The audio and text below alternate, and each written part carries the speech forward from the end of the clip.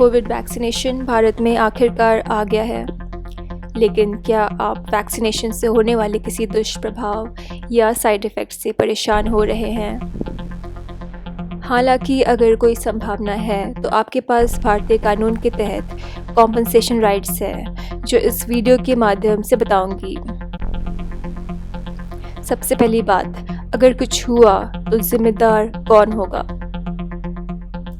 रिपोर्टों के अनुसार केवल भारतीय कंपनियां जो कोविड वैक्सीन बनाने के लिए रिस्पॉन्सिबल हैं, उनके वैक्सीन से होने वाली किसी भी एडवर्स इफ़ेक्ट्स या कॉम्प्लिकेशंस के लिए जिम्मेदार होंगी।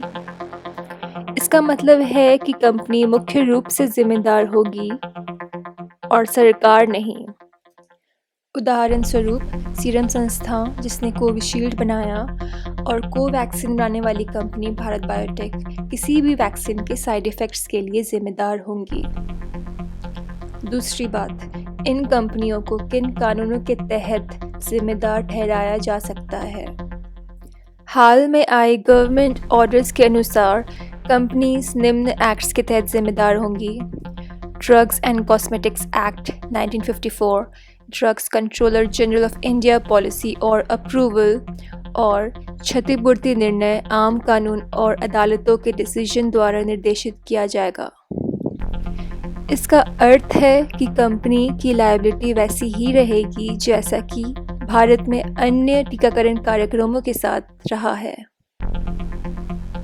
गाइडलाइंस क्लियर ना होने की वजह से हम अज्यूम कर सकते हैं कि निम्नलिखित जनरल कानूनों के तहत कंपनियों से मुआवजा ले सकते हैं।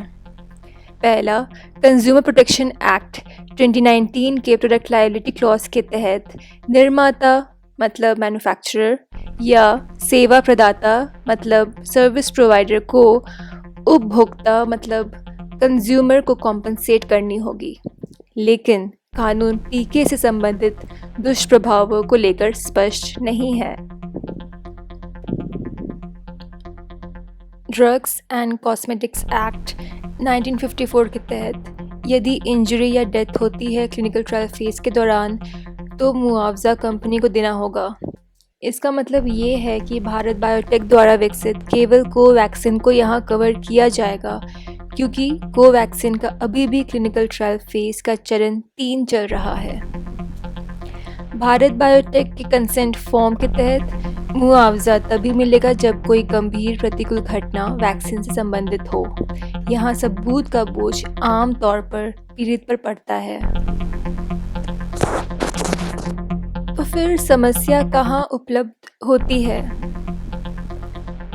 जिम्मेदारी सरकार से कंपनियों में शिफ्ट हो गई है, जो कंपनियों के साथ साथ वैक्सीन लेने वालों को भी प्रभावित करती है। सबसे पहली बात, कंपनियां क्यों चिंतित हैं? कंपनियां चिंतित हैं क्योंकि मुकदमों के माध्यम से भारी मुआवजों का दावा का खतरा है, जो उन्हें बैंकरप्ट भी कर सकती है। इससे फंड्स की कमी के चलते वैक्सीन सप्लाई में रुकावट आ सकती है। वैक्सीन लेने वाले क्यों चिंतित हैं? वर्तमान में भारत में वैक्सीन से होने वाले साइड इफ़ेक्ट्स को नियंत्रित करने के लिए कोई विशिष्ट कानून नहीं है जो वैक्सीन लेने वालों के अधिकारों की रक्षा कर सकता है। WHO यानी वर्ल्ड हेल्थ ऑर्गेनाइजेशन के अनुसार अमेरिका, ब्रिटेन जैसी प्रमुख अर्थव्यवस्थाओं सहित लगभग 19 देशों ने वैक्सीन से संबंधित कंपनसेशन लॉ की स्थापना की है, जिसमें किसी वैक्सीन कार्यक्रम से अनजाने में घायल हुए व्यक्तियों के लिए या टीकाकरण के बाद मृत्यु के लिए कॉम्पनसेशन है। उदाहरण के लिए यूएस में the countermeasures injury compensation program उन पात्र व्यक्तियों को लाभ प्रदान करता है जो संरक्षित कंपनियों में से एक से गंभीर चोट से पीड़ित हैं। साथ ही टीके लेने वालों के पास पहले से ही मुआवजे का दावा करने के लिए मौजूदा कानून सीमित हैं, जैसे कि वैक्सीन जो क्लिनिकल ट्रायल मोड के तहत नहीं आती है, वो vaccine drugs and cosmetics act के तहत मुआवजे के लिए योग्य नहीं है। इसका मतलब है कि सीरम इंस्टीट्यूट के कोविशील्ड को कवर नहीं किया जाएगा। टीके के साइड इफ़ेक्ट्स के चलते कोई कॉम्पनसेशन पॉलिसी नहीं है। वैक्सीन से होने वाली साइड इफ़ेक्ट्स के लिए वर्तमान में पीड़ितों को वैक्सीन के उपयोग और साइड इफ़ेक्ट्स के बीच का संबंध साबित करना पड़ता है। ये किसी भी गाइडलाइंस के अभाव में साबित करना मुश्किल है। इससे बड़े पैमाने पर मुकदमों और मानसिक पीड़ा बढ़ने का खतरा बना रहता है। इसके अलावा भारत का पुअर ट्रैक रिकॉर्ड रहा है मुआवजों के भुगतान के मामले में। इसका सबसे प्रमुख उदाहरण 1984 की भोपाल गैस त्रासदी के पीड़ितों के लिए है, जिन्हें कई सालों के बाद भी पूरा मुआवजा नहीं मिला।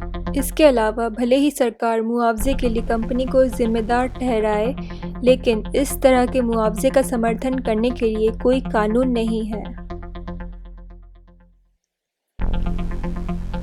तो समाधान क्या है? सरकार को वैक्सीन संबंधी इंजरीज पर प्रॉपर लॉ तैयार करना चाहिए और नो फॉल्ट कॉम्पेंसेशन शामिल करना चाहिए। नो फॉल्ट कॉम्पेंसेशन क्या होता है?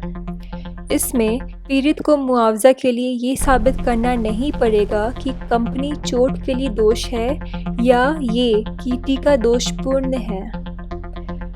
अंत में मैं ये कहना चाहूँगी कि भारत में टीका संबंधी साइड इफ़ेक्ट्स के लिए नागरिकों को उचित कानून की मांग करने का समय आ गया है। जागरूकता फैलाना मेरा उद्देश्य था। यदि आपके पास कोई सजेशन हो तो प्लीज़ शेयर करें कमेंट्स में। शुक्रिया।